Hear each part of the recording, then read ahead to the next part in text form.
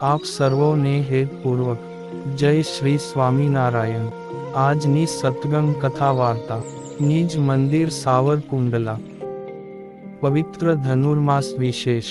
આજે આપને સત્સંગ કથા વાર્તા અંતર્ગત ઘનશ્યામ બાલ ચરિત્ર સાંભળશું। એક દિવસ માતા બાળ ઘનશ્યામને સ્તનપાન કરાવીને રમાડતા હતા।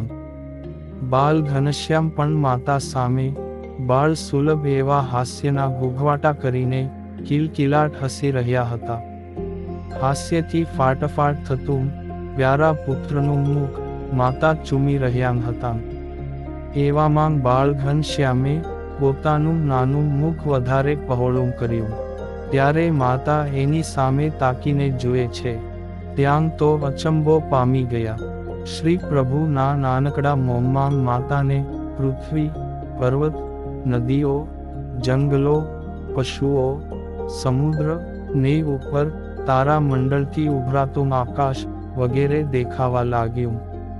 ચલચિત્રની જેમ સૂર્ય, ચંદ્ર ને ગ્રહો પણ દેખાયા।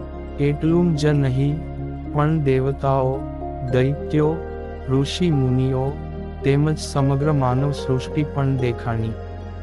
વળી પોતે પોતાને પણ એમાં જોયા। આથી તો માતા ખરેખર દંગ બની ગયા।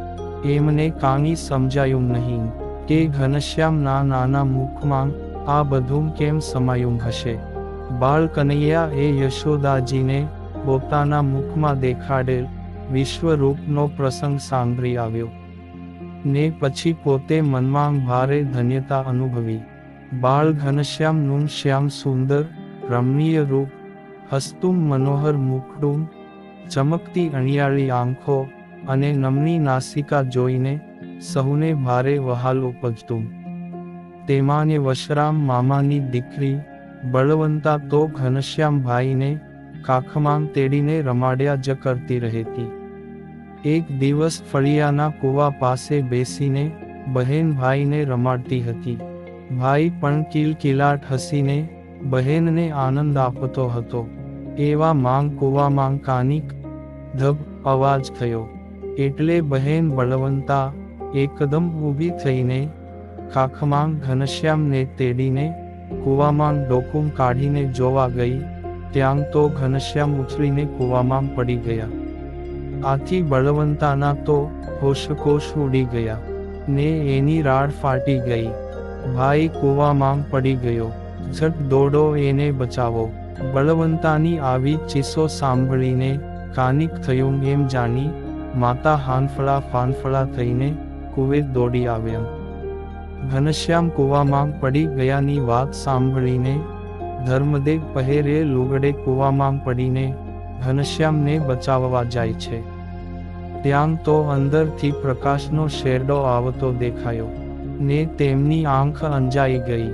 પ્રકાશ મધ્યે કૂવામાં શેષજી ઉપર ઘોડો પલાણીને બેઠેલા બાળ ઘનશ્યામના દર્શન થયા ને સહુ ભારે હેરત પામી ગયા।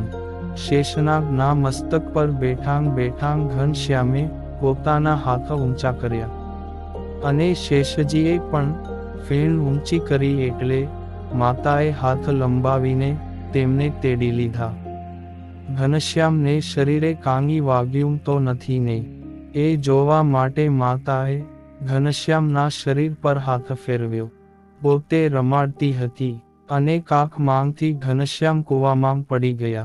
એથી વિચાર માંગ પડી ગયેલી બહેન બળવંતા તો હજુ એ ધ્રુજતી હતી। અને હવે પછીની કથા વાર્તા આપને આગળના ભાગમાં સાંભળશું। અત્યારે આપ સર્વોને ભાવથી જય શ્રી સ્વામિનારાયણ।